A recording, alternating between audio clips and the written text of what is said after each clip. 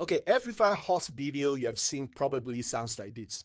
Well, if you're born in the year 2000, born this year, 2026 is good. And if you're born in that year, 2026 is dangerous. I'm not we can relate. And that framing is useless for business owners. Yes, I'm talking to you as a business owner. Because Fire Horse 2026 is not personal luck. It's an operating environment.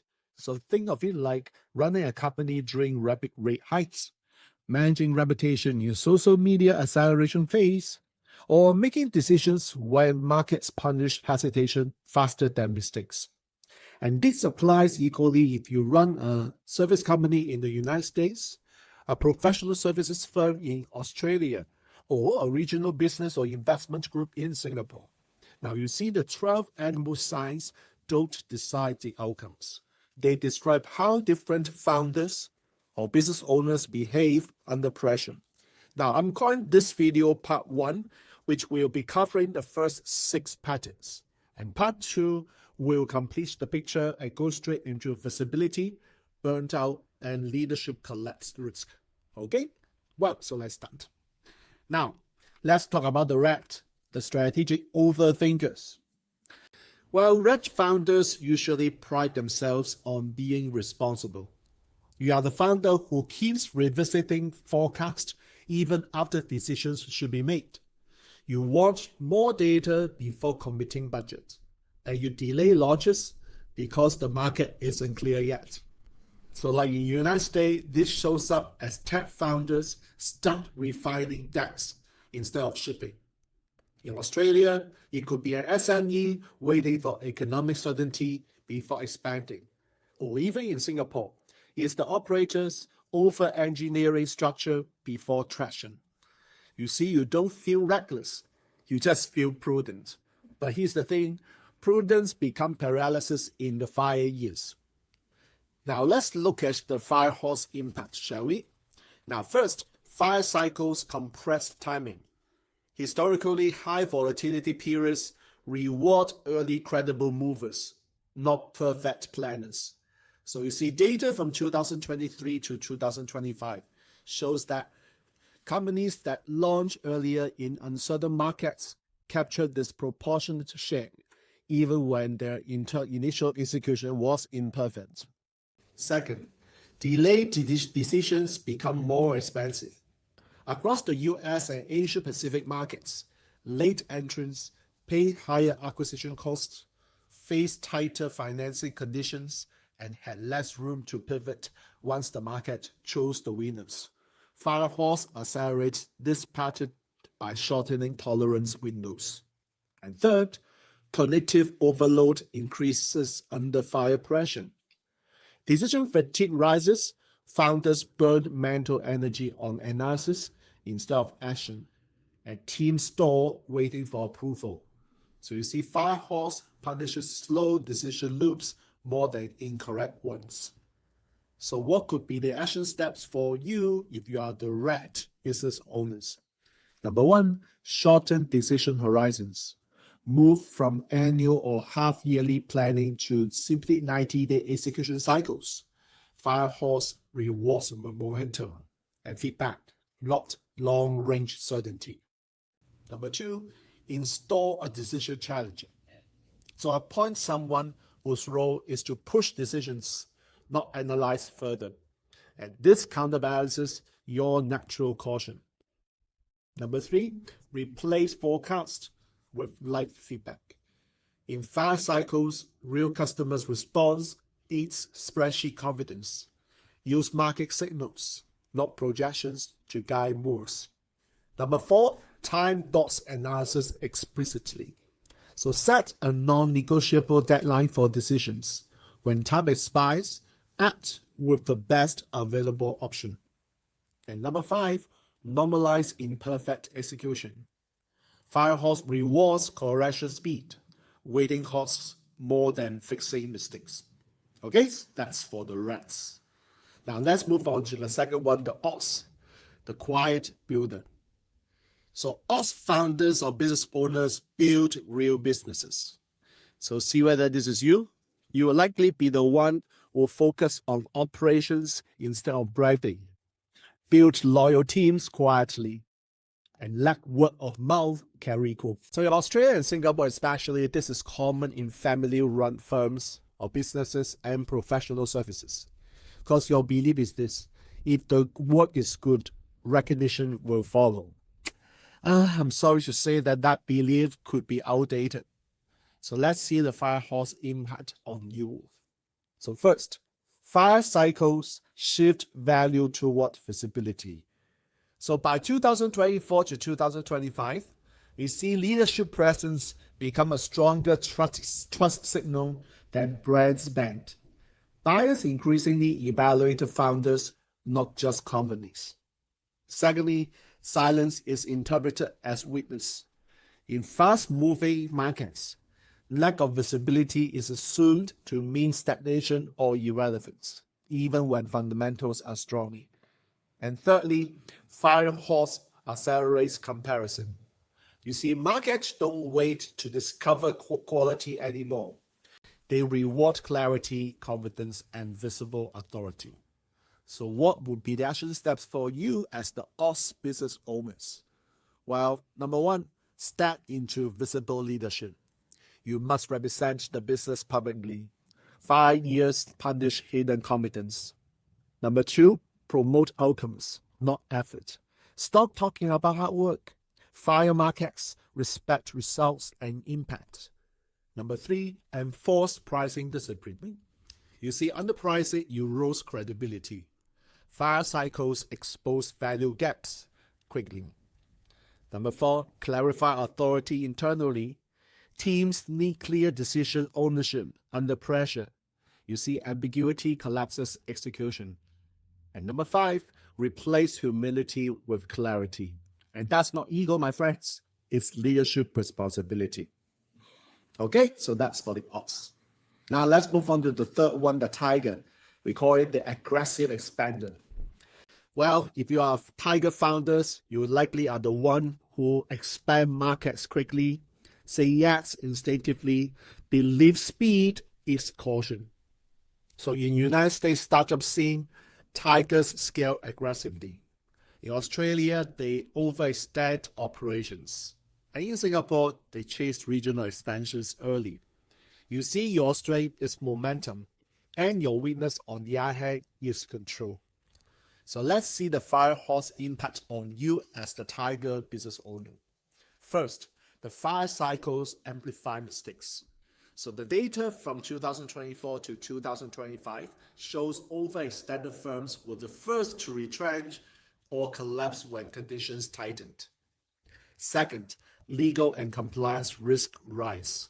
You see, rushed decisions increase exposure, especially in cross-border operations.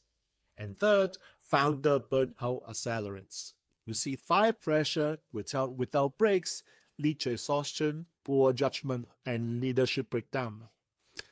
So as tiger business owners, what can you do then? Well, number one, narrow expansion focus. Choose fewer markets or initiatives. Fire rewards focused over aggression. Number two, install operational breaks. Strong COOs or chief operating officers and control outperform raw speed under fire pressure. Number three, tighten cash discipline. Fire magnifies cash mistakes faster than slow cycles. Number four, invite dissent deliberately. You see, you need resistance early, not damage control later. And lastly, channel aggression into one flagship bet. So fire rewards concentrated force, not chaos. Okay, so that's for the tiger. Okay, here comes to the rabbit. We call it the harmonizer. So if you are a rabbit founders or business owner, you prioritize harmony. You are likely the one who absorbs team emotions. You avoid confrontation and you delay hard decisions to preserve culture. And this is very common in Australia and Singapore leadership styles. So what would be the fire horse impact on the rabbit business owners and founders? First, fire reduces tolerance for ambiguity. Markets demand clarity, not emotional cushioning. Second, emotional labor drains founder faster. Data shows that burnout spikes when leaders carry unresolved conflicts. And third, delayed decision compound losses. Firehorse exposes what you have been buffering. So as rapid founders and business owners, what can you do? Well, let's talk about 5 steps. Number 1, separate empathy from performance.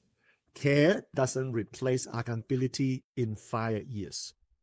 Number 2, make decision visible. Clarity calms teams under pressure. Number 3, end weak partnerships early. Loyalty without alignment becomes expensive. Number 4, protect founder energy. Emotional exhaustion kills strategic thinking. And number 5, lead, don't mediate. Direction matters more than peace. Okay, so here comes the 5th one called Dragon, okay, the visionary. So if you are Dragon founders or business owners, you sell the future, okay? You excel at big narratives, purpose-driven branding, and inspiring teams. But here's the thing, delivery lags behind vision. So what would be the Firehorse impact on you as Tiger business owners and founders? First, the fire cycles shorten trust windows. So by 2025, buyers demand faster proof, not promises. Second, overpromising collapses credibility. Narratives without delivery lose trust faster under fire. Number 3, execution becomes the brand. Firehorse amplifies results, not intention. So as Dragon business owners and founders, what could you do? Well, 5 steps for you. Number 1, translate vision into metrics. Purpose must now be operational. Number 2, reduce storytelling time. You see, execution speaks louder now. Number 3, install accountability layers. Fire punishes vague ownership. Number 4, shift before perfecting. Momentum restores the trust. And finally, let results market for you, because fire amplifies the outcome. All right. Okay, so after Dragon is what? Well, we talk about the snake, the strategic operators. Okay, so if you are founders or business owners who are born in the year of snake, you are waiting for alignment. You observe, you position, and you strike selectively. And that's powerful only if timed correct. So what could be impact on you in Firehorse year? First, fire rewards precision timing. Missed windows don't reopen easily. Secondly, excessive caution becomes risk. Waiting too long costs leverage. And number 3, quiet operators outperform the noisy ones. Fire exposes posturing, but respect strategy. So what could you do as a snake business owners or founders? Number 1, act decisively when alignment appears. Fire windows close fast. Number 2, reduce over-analysis at inflection points. Too much caution kills leverage. And number 3, strengthen legal and intellectual property defenses, because fire exposes weak protection. Number 4, move quietly but deliberately. Noise attracts unnecessary risk. And number 5, let competitors exhaust themselves. Fire rewards patience with precision. Okay, so this is part 1. We have got the rats all the way to the snake, the first 6 animals. So as a result, in part 2, we will talk about the horse, the goat, the monkey, the rooster, the dog, and the pig, where visibility, burnt out reputation, and leadership maturity decide survival. So if this video felt like someone audited your leadership style, well, click on the subscribe button if you haven't done so. Turn on the notification bell and share this with another founder who still thinks 2026 is all about one word, luck. As a final reminder, what we are sharing here is education, not prophecy. We are not making any forecast. and I cannot guarantee any outcomes, of course. And Fire Horse 2026 doesn't punish people. It exposes system, leadership, and timing gaps. And by the way, if you want to navigate Fire Horse 2026 with more clarity instead of superstitions, prophecy, prediction, luck, come join Destiny Architect Telegram chat. I'm going to put the link down below for you. There's no hype there, no fear. All we do is to talk about strategies for business owners under pressure. Okay, so that's all for part 1. Let's move on to part 2 in another video where it gets even more uncomfortable. See you in part